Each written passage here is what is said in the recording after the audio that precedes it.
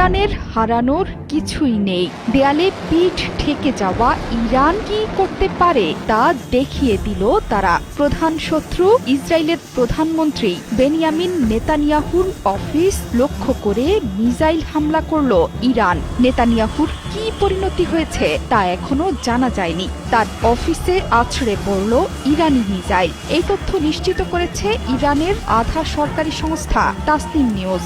এই হামলায় নেতানিয়াহু বেঁচে আছেন নাকি তার ক্ষতি হয়েছে সেটি স্পষ্ট করে কেউ জানাতে পারেনি। এমনকি তাসনিম নিউজও বলছে হামলার পর নেতানিয়াহুর ভাগ্যে কি ঘটেছে সেটি এখনো জানা নেই।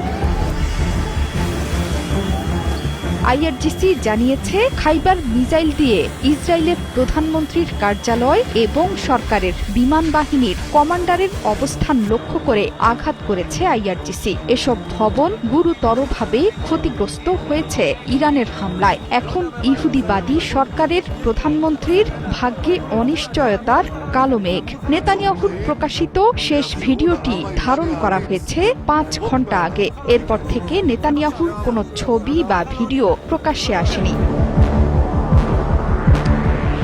শনিবার আয়াতুল্লাহ আলী খামেনিকে হত্যার পর জ্বলে পুড়ে ছারখার হয়ে যাচ্ছে পুরো মধ্যপ্রাচ্য। ইরান আহত সিংহের মতো গর্জন করছে। উপসাগরীয় অঞ্চলের প্রতিটি দেশেই হামলে পড়েছে ইরানের মিসাইল। ধ্বংস হচ্ছে কোটি কোটি ডলারের মার্কিন সামরিক সরঞ্জাম। কিন্তু পুরো মুসলিম বিশ্বের শত্রু ইসরায়েলে বিশেষভাবে আঘাত হানছে তেহরান। ইসরায়েলের গুরুত্বপূর্ণ সামরিক স্থাপনা থেকে শুরু করে জনবহুল এলাকা পুরো ধ্বংসস্তূপে পরিণত হয়েছে। ধ্বংসস্তূপ পরিদর্শনে গিয়েছেন ইসরায়েলের প্রেসিডেন্ট এবং বিরোধী দলীয় নেতা।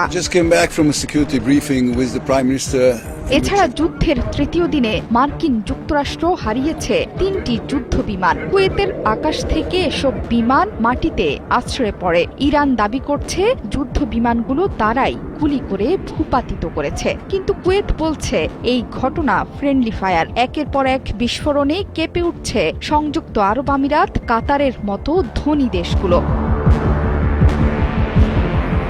সোমবার সংযুক্ত আরব আমিরাতের দুবাই, আবুধাবি, কাতারের দোহা এবং বাহরাইনের মানামাতে নতুন বিস্ফোরণের শব্দ শোনা গেছে। এছাড়া জেরুজালেম শহরেও পাওয়া গেছে বিস্ফোরণের শব্দ। চোখরাজ চৌধুরী সেতু, ৭১।